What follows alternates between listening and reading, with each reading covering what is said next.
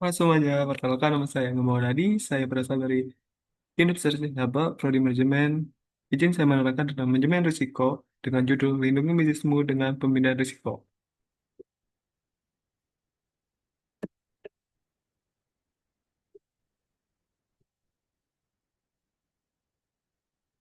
Pernahkah Anda berpikir bagaimana perusahaan travel seperti Dive Trans berbagi risiko? Mari kita bahas strategi penting dalam manajemen risiko yang diterapkan oleh perusahaan besar dengan studi kasus dari Dive Trans. Mengenali potensi kerugian dalam bisnis travel.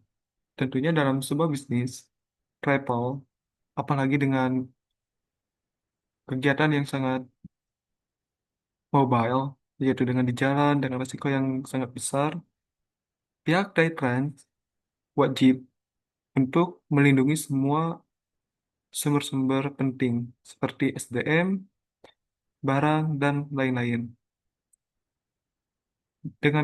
Dengan tersebut, kita wajib melakukan pengalihan tanggung jawab, yaitu dengan melakukan kerjasama dengan pihak-pihak lain seperti asuransi, mungkin asuransi jiwa, atau enggak asuransi untuk mobil itu sendiri.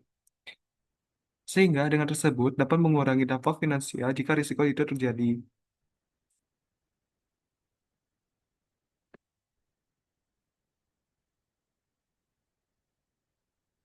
Dalam setiap asuransi jiwa dalam konteks bisnis, yaitu perlindungan SDM, melindungi karyawan kunci seperti pengemudi senior dan manajer operasional. Hal ini perlu dilakukan karena untuk menjaga stabilitas operasional, kenyamanan staf, dan kenyamanan para pelanggan, sehingga dapat meningkatkan dan menjaga kelancaran bisnis saat terjadi kejadian tak terduga. Dengan cara melakukan asuransi jiwa,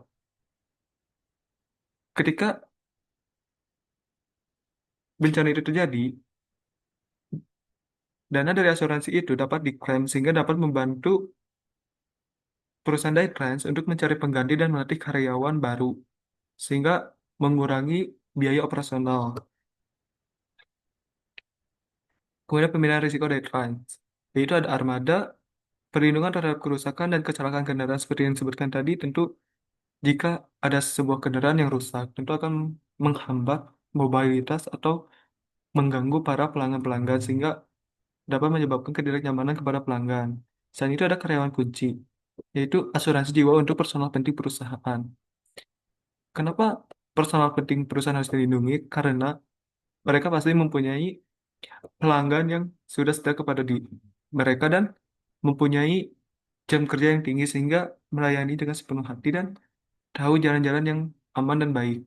Selain itu pelanggan, jaminan kesamaan penumpang sama perjalanan. Tentu semua pelanggan pasti ingin dilindungi dengan asuransi. Apalagi itu kecelakaan kesalahan dari pihak travelnya, bukan dari pihak pelanggan tersebut. Karena pelanggan hanya tahu untuk duduk dan menikmati perjalanan. Selain itu ada aset fisik perlindungan kantor dan fasilitas pendukung.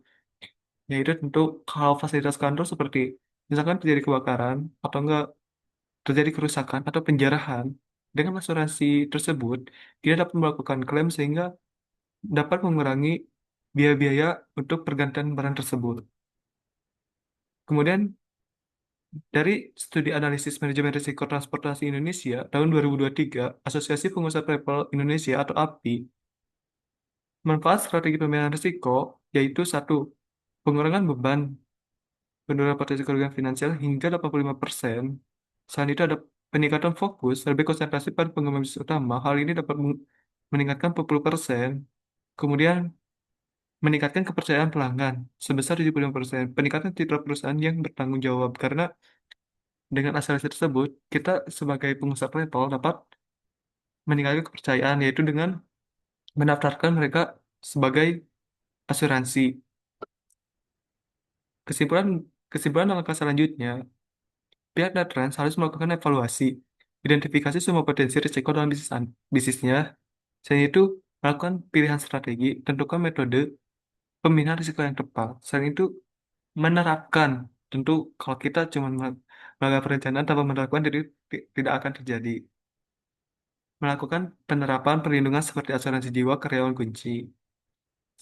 Setelah melakukan penerapan, tentu kita harus melakukan evaluasi berkala dan perbaikan strategi sesuai kebutuhan. Sekian dari saya. Assalamualaikum warahmatullahi wabarakatuh.